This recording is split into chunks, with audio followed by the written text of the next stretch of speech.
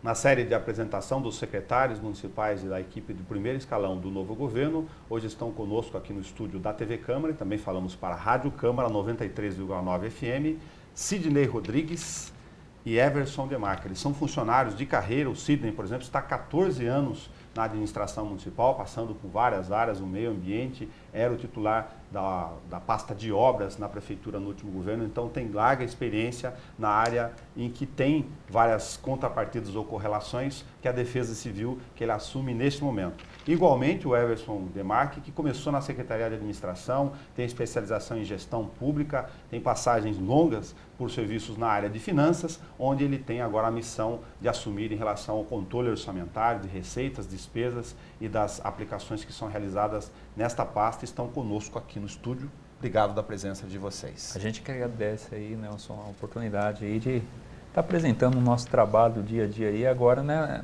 Nós dois com uma missão nova aí, projeto novo, para estar dando continuidade aí na administração pública. Novos desafios. Né? Comentar sobre uma questão que vocês já estão habituados, mas para os novos que a gente está conversando aqui todo dia na TV e na Rádio Câmara, são relações, vou ser repetitivo, novas. É a chamada necessidade de inter-relação e de comunicação entre as pastas, que vocês a cada 4 anos acabam renovando esse sentimento e tem naturalmente boas aflições, mas ansiedades em relação àqueles que estão chegando, que é entender como funciona o mecanismo da máquina pública com todas as suas particularidades. Como vocês veem, posso começar pelo Sidney, essa necessidade que para vocês consome tempo e energia, mas é necessário nessa etapa de conversar com os novos secretários para entenderem o básico, pelo menos, das correlações de serviços, para que vocês possam depois dinamizar essas ações. Olha, a minha visão é tipo assim, existem alguns cargos de diretor de departamento hoje que são de livre nomeação dentro da prefeitura e que de certa forma é ocupado, em algumas das vezes, por servidores de carreira. O secretário, às vezes, que acabar assumindo a pasta, que tenha, no mínimo, um diretor desse departamento que acaba ficando bem próximo do secretário, ele não só faz a parte técnica, mas também a parte política pública, eu acho que esse secretário vai ter uma vida mais confortável, é a minha opinião.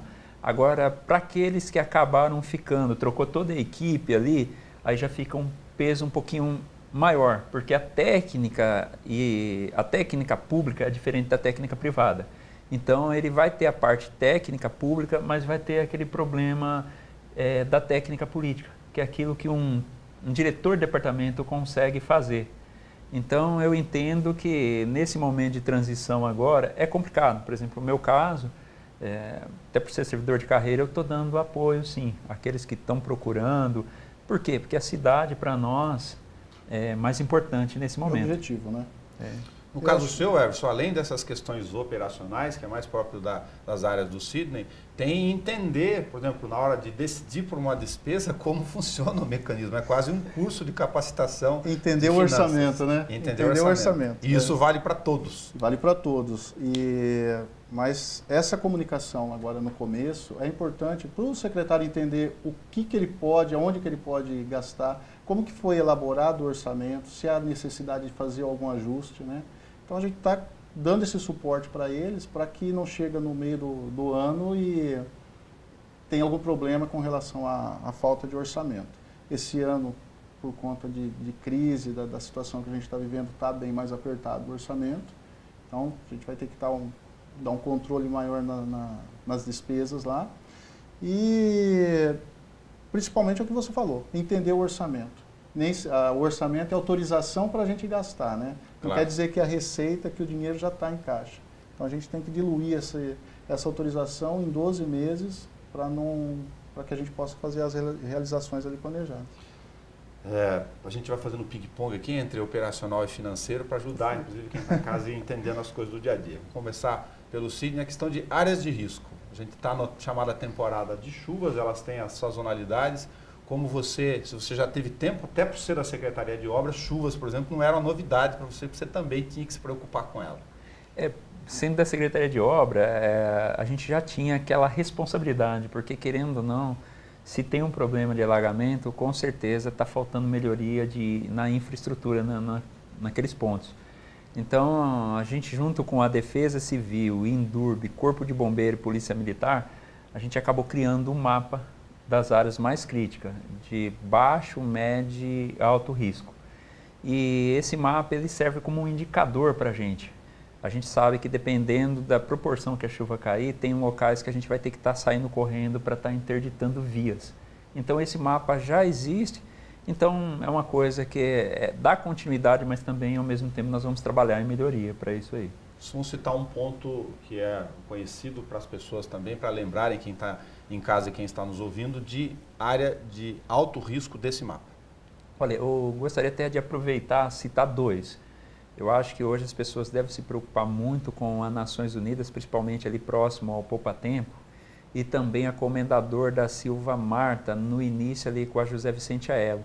Esses pontos eu gostaria de deixar um alerta. O sistema de drenagem hoje, ele é insuficiente, aquela área é a área baixa, e qualquer chuvinha pode inundar aqueles pontos. Então a gente, Alfredo Maia, isso aí já ficou meio que no passado. A gente fez um investimento bacana naquela região, construiu a barragem Água do Sobrado, aumentou o sistema de galeria ali da Alfredo Maia. Então hoje a lâmina d'água já não oferece risco de morte.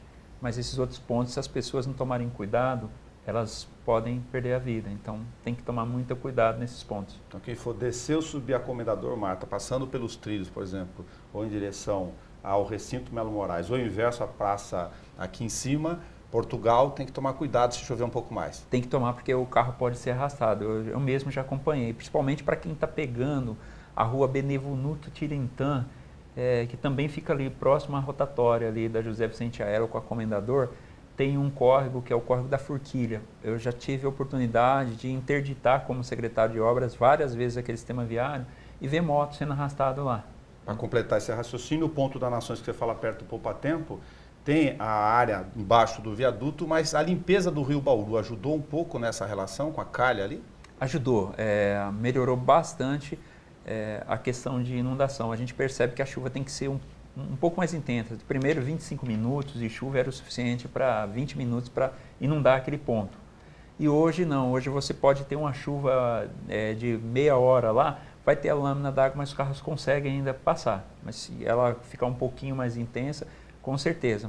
A limpeza do Rio Bauru foi feita ali pegando da Marechal Rondon até próximo ao fórum. A calha do rio estava bem estreitinha em relação à vegetação, que seria vegetação gramínea, que são a braquiária, outras gramíneas que nasceram ali, além do assoreamento, que era a areia que parou. Nós fizemos toda essa retirada e hoje a água já cai e escoa com mais facilidade. Só para completar o raciocínio da calha em relação ao ponto da Baixada das Nações Unidas, na altura do Poupa Tempo, tem diferença de altura ali em relação ao que tinha na calha do rio e esse ponto das Nações que acabava fazendo em grandes volumes de água, retornando água para essa canalização da avenida? Bom, vamos lá. O sistema de drenagem ele é complexo. O que acontece? A área central é a parte que está sendo mais impactada, porque a gente tem a montante, que a gente chama que são onde os córregos nascem.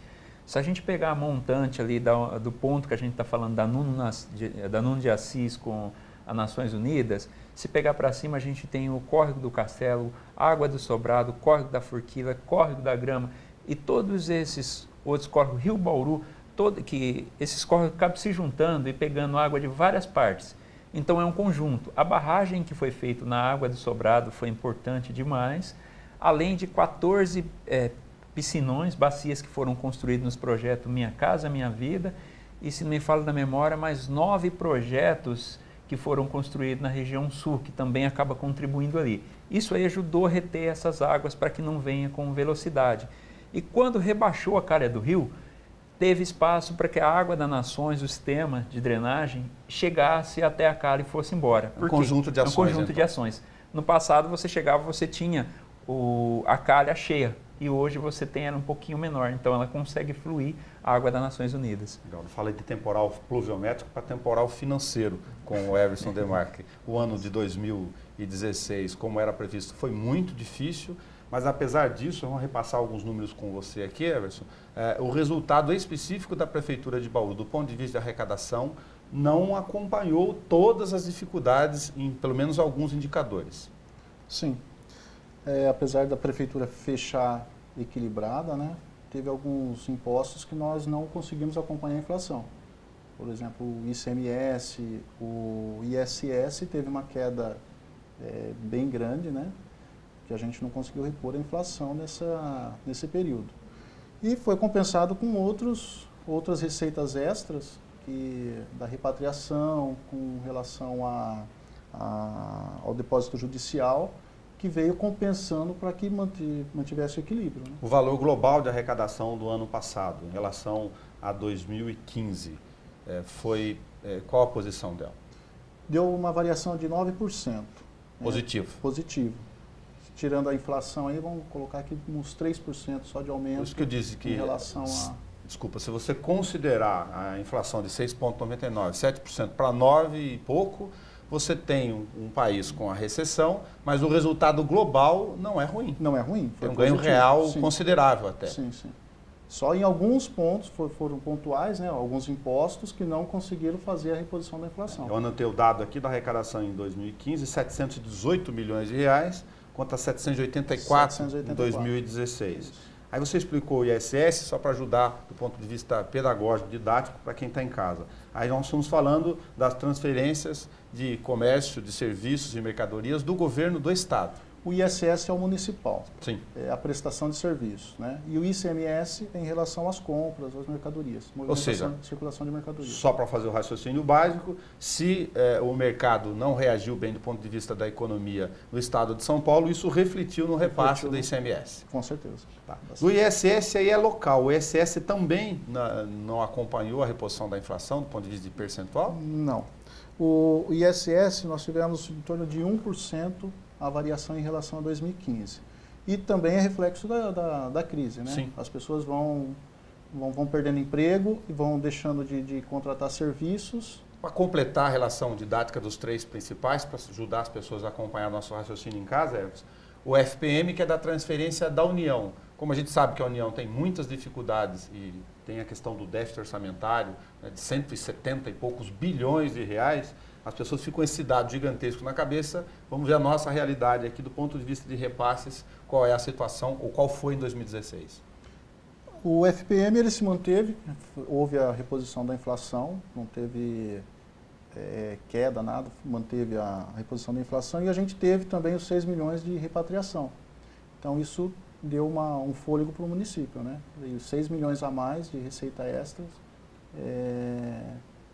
referente à repatriação Só para lembrar, a repatriação é uma lei que acabou sendo implementada pelo governo Michel Temer, ainda no final do ano passado, que acabou fazendo com que os recursos de fora que voltaram para o país fossem divididos numa negociação com os municípios, né? Parte deles, pelo menos. Isso ajudou, a gente está falando de qual valor aqui, só de repatriação? Repatriação, 3 milhões do recurso e mais 3 milhões de multa. Tá, são 6 milhões de reais. Mais o depósito judicial? De 15 milhões. 15 milhões. Então você tem aqui 15 mais 6, 21 milhões. 21. Isso do ponto de vista global ajuda bastante. Bastante. Nós tivemos também uma ação da equipe da Secretaria de Finanças em relação a protestos, que também trouxe uma receita extra aí de 7 milhões. 7 milhões. Que 21 mais 7, 28 milhões de reais. Que foi o que auxiliou o município a fechar equilibrado e passar as contas, né, para fechar o ano de 2016. Fechar o ano tranquilo. Tá. Só para as pessoas terem outro indicador na mão, 28 milhões de reais praticamente representa uma folha mensal inteira da prefeitura. Uma folha de pagamento. Basicamente quase isso. Né? O que faz uma enorme diferença ao longo do ano. Muita diferença. É um 13º, né? Inteirinho. Inteirinho. Só para dado global, aí tem aquela relação da continha do orçamento, que todo quadrimestre na audiência pública a gente pergunta para os secretários, ele tem que apresentar lá. Se perguntar o resultado final do orçamento entre receita e despesa, acabou fechando o que a prefeitura? Vai fechar entre elas por elas. Vai sobrar muito pouco recurso. Sem déficit, recursos próprios, mas com valor de recursos próprios positivo. Positivo. Tá.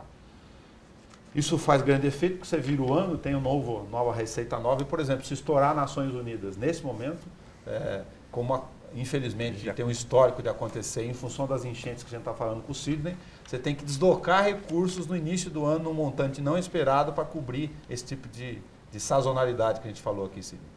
Correto. O ano de 2016 a gente teve uma chuva forte aí que tivemos um prejuízo só no sistema de galeria de um pouco mais de 6 milhões. E isso aí a gente conseguiu no decorrer do ano ir trabalhando, resolvendo os problemas. Então toda a chuva para Nações Unidas é complicado. A gente chegou a perder 2 quadras de asfalto, um pouquinho ali para cima da Duque de Caxias. Nações Unidas é complicado. Chover um pouquinho mais intenso, com certeza vai ter que fazer estrago e ter que pôr investimento ali para recuperar. Cid, a gente estava falando da questão dos mapas do plano de emergência que você já conhecia por ser da Secretaria de Obras em relação à ação da Defesa Civil. A relação com o IPMET, de acionamento de casos de possibilidade iminente de grandes temporais, para essas ações, acionar a Endurb, isso está mais ou menos organizado, está tranquilo já do ponto de vista da rotina que vocês já tinham? Já está dentro da rotina de trabalho, porque sempre foi uma preocupação nossa mesmo. Então a gente criou um grupo de trabalho onde os próprios técnicos do IPMET, através do WhatsApp, eles acabam colocando à disposição para nós quanto tempo a chuva vai chegar, qual que é a proporção prevista. Então tudo isso aí a gente consegue acompanhar. Além disso, tem funcionários em vários setores que moram em várias regiões da cidade que também acaba abastecendo de dado esse grupo. Começou a chover em alguma determinada região, o próprio funcionário da prefeitura que a gente selecionou, ele já começa a postar fotos e com isso aí a gente já consegue monitorar. Vamos falar um pouco de cultura de comportamento das pessoas no dia a dia aqui. Você, secretário de Obras, a gente conversou muito com isso, aproveitando a relação de chuvas. Até que ponto a porquice das pessoas no dia a dia interfere, por exemplo, em entupimento de boca de lobo, que gera um transtorno gigantesco de deixar lixo na calçada, recolher o lixo doméstico de forma irregular, interfere no que nós estamos falando aqui? Olha, digamos aí, a gente tem os pontos normais de inundação, mas se a gente pegar a parte da área central mesmo da cidade, as pessoas acabam colaborando muito, elas descartam lixo. Para você ter noção, a gente acaba limpando de 4 a 6 vezes por ano a boca de lobo da área central. Então isso aí é dinheiro público jogado fora. Tem de tudo na boca de lobo, tem de tudo. Felizmente. A gente acha desde pneu até coisa meio... Achamos até vestido de noiva. Acho que sim, o JC, no histórico, o JC fez matéria sobre isso. Então aparece de tudo que você imaginar. Então as pessoas têm grande participação. A gente andando pelos bairros percebe a dona de casa varrendo e jogando. Essa cultura tem que mudar, porque toda vez que chove, além da água estar indo para dentro de casa, são insetos peçonhentos que vão acabar invadindo e transmitindo doença, porque eles vêm aonde? Onde tem lixo. E a boca de lobo passou a ser um depósito de lixo. Aí não adianta reclamar, porque por mais que a prefeitura tente fazer, não consegue atender todo mundo ao mesmo tempo. Outra coisa, aproveitando o serviço aqui, para a gente localizar, para quem não tem rodado bastante a cidade, em função da sua correria, rotina no dia a dia, nós temos problemas ainda com moradias, precárias ou não, em áreas de risco de alagamentos, como já tivemos tradicionalmente no passado, como o Parque Jaraguá, para citar historicamente alguma coisa que veio na memória aqui? Temos sim. Então a gente tem aí a favela do Parque Jaraguá, tem várias moradias que estão em área de risco, além também da antiga favela São Manuel. Ela foi retirada, reassentada e hoje as pessoas voltaram a morar lá e é uma área de risco. Além também a gente pediu para fazer um levantamento como secretário de obras e sabemos que tem 2 passagens que hoje acabam oferecendo risco em dias de chuva, que é a Daniel Pacífico e a São Sebastião. Essas 2 passagens aí, elas já estão meio que estranguladas. Tem 2 barragens projetadas para o Córrego da Grama. Uma fica no fundo da Santa Filomena, na região ali da Nova Esperança, e outra um pouquinho próxima ali já da favela São Manuel. Se essas barragens saírem, com certeza essas passagens são suficientes. Se essas barragens demorarem para sair, é complicado. É ideal as pessoas evitarem esses pontos aí em dias de chuva intensa. Ver como que a economia, a crise acaba repondo a questão das relações de sobrevivência das pessoas no dia a dia. Voltando lá para a área de finanças, vamos falar um pouco de planejamento de gastos nesse início de ano, aproveitando a tua experiência, Everson. As pessoas estão recebendo agora, por exemplo, quem tem veículo, o carnê do IPVA, aí chega lá em abril, tem que já fazer a continha em relação ao IPTU e tem material escolar agora no começo do ano. Você não fazer, parece óbvio, se você não fazer planejamento doméstico, você não consegue fechar conta nenhuma. Não tem como, né? Você tem que já fazer o levantamento do que você tem que pagar, já montar uma planilhinha lá, e quanto que você vai receber e já começar o planejamento mesmo, né? Porque se for deixar, conforme for chegando as contas, tentar pagar sem o planejamento, provavelmente vai faltar. Para entender uma única regra básica que serve para quem está em casa dentro da prefeitura, 13º, por exemplo, tem uma série de despesas que vocês fazem 1/12avos ou 1/13avos, vai provisionando ao longo do tempo. Ao longo do tempo você vai fazendo provisionamento. 1/12avos para os contratos, né? Por exemplo, de aluguel você pega 1/12avos por mês, mas... Reservando recursos. Reservando recurso. Mas folha de pagamento, a cada mês você já vai fazendo 1/12avos para guardar o 13º lá do final. Sim. Das férias, de outros benefícios aí que são pagos. É uma boa regrinha para a gente usar na economia doméstica do dia a dia. Planejamento, né? Não tem como você... Aproveitando, falando disso, no final do ano, a Prefeitura soltou release para os órgãos de imprensa falando da questão dos prazos de parcelamento, para quem tem dívidas com a Prefeitura. Isso ainda está valendo esses prazos hoje? Neste momento nós estamos gravando aqui? Sim, o parcelamento ele pode fazer a qualquer momento, né? Tá. Para o pessoal que fez, para os munícipes que fizeram o parcelamento até novembro, nós já soltamos os carnês para fazer os pagamentos, até atentar para a data de vencimento, que são 3 datas de vencimento diferentes, então prestar atenção. E a partir de abril a gente começa a entregar, começa a vencer o IPTU do ano. Sim. Provavelmente finalzinho de fevereiro, início de março, a gente já está disponibilizando pela internet e pelo correio os carnês. A correção vai ser de 6,99 em relação a 2016. A inflação? A inflação. Nós vamos ter aí também, até R$ 55,00 não tem como parcelar. De R$ 55 a R$ 132,00 você pode parcelar em 4 vezes. E acima disso até 9 vezes. Um outro dado de serviço para quem está em casa, que eu me recordei agora aqui. Quem tem, por exemplo, questões de cadastro de imóveis para ajustar, ele já tem condições hoje de entrar na página da Secretaria de Finanças e ajustar isso, alterar endereço ou atualizar endereço, sobretudo, que ajuda muito na relação tanto do contribuinte quanto do poder público? Nós já está disponível já para a população o protocolo eletrônico, o processo eletrônico. Então ele pode entrar pelo site da Prefeitura, faz o cadastro e manda a atualização dos endereços. Caso tenha alguma dúvida ou não consiga fazer, procure o poupa-tempo, porque o imposto é devido. Se a gente não conseguir localizar para entregar o documento, ele vai passar a correr juros, correr as correções monetárias. Então, para que a população fique atenta a isso, né? Em que parte da rotina de vocês ou em que período acontece depois dessas notificações? Por exemplo, eu estou me referindo agora aos devedores. A possibilidade de protesto, que é um instrumento recente que vocês começaram a fazer e, do ponto de vista de execução orçamentária, inclusive, acabou gerando uma receita adicional, que é uma medida administrativa que evita transtornos com gastos depois de sucumbência, enfim, questões de honorários no judiciário. Mas é uma forma também de exercer o dever do poder público de cobrar aqueles que são devedores de impostos. Nesse primeiro momento foram selecionados alguns devedores com valor maior, né? Com valor acima fugia do padrão. Tá.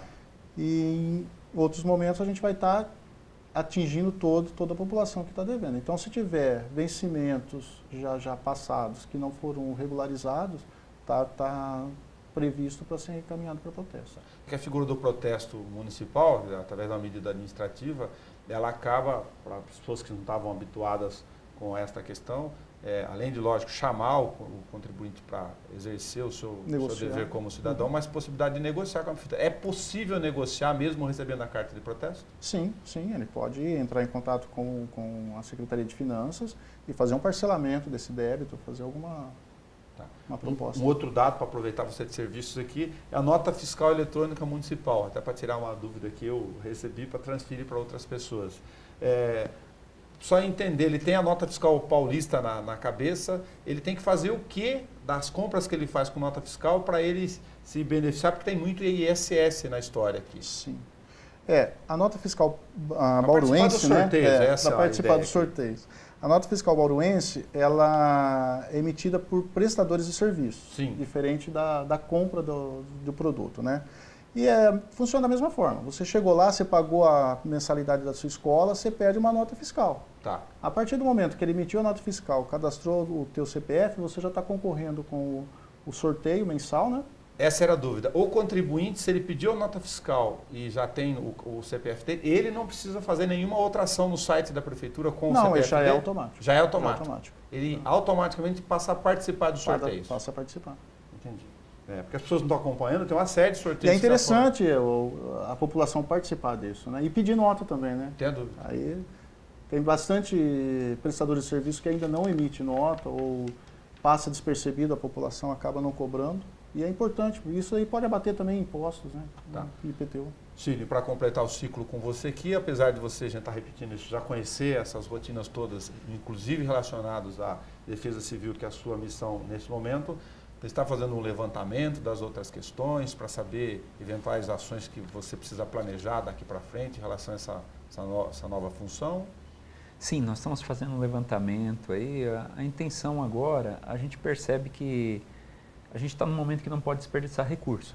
Então, tem algumas iniciativas de prevenção que pode ser feita, que pode ser agrupada à Secretaria de Meio Ambiente, ações agrupadas junto com a Secretaria de Obras, e tudo isso aí tem condições de fazer diretamente junto com outros parceiros. Então, nós estamos fazendo todo esse levantamento aí para tentar trabalhar mais com a conscientização, prevenção mesmo, que é o papel da Defesa Civil. E se tiver que depois trabalhar aí num reparo futuro, aí a intenção é usar a estrutura que já tem. Porque nós estamos com a máquina inchada, a gente trabalha bem próximo aí, o Everson melhor do que eu conhece a lei de responsabilidade fiscal. Então não vai ser tipo, vamos contratar igual várias cidades aí 20, 30 agentes. Não, a gente vai estar desenvolvendo um plano aí, eu já conversei com o Gazeta, de usar a estrutura que nós temos hoje. Nós já temos alguns funcionários que recebem sobreaviso, que seria para atender algumas situações corriqueiras dentro da atividade dele. A intenção é adequar essa lei que autoriza o sobreaviso para que essa pessoa seja um agente aí, para estar somando nessas atividades. Então, porque às vezes essa pessoa pode ficar de sobreaviso para consertar, vou usar um exemplo, consertar uma lâmpada de... caiu a iluminação da pista de skate. Mas você cai uma vez por mês, se ele não for acionado, ele vai ganhar isso. Então a ideia é que ele receba um treinamento e ele possa fazer parte de um grupo maior que seria a Defesa Civil dentro do município. Entendi. Mudando um pouco a função de expectativa em relação à demanda para ter disponível para outras frentes de trabalho. Correto, sem precisar estar contratando mais. Isso é bom porque ajuda a falar, você vai estar deixando de empregar? Não, porque hoje nós temos um problema sério que a gente já sabe que não conseguiu repor a infração o ano passado.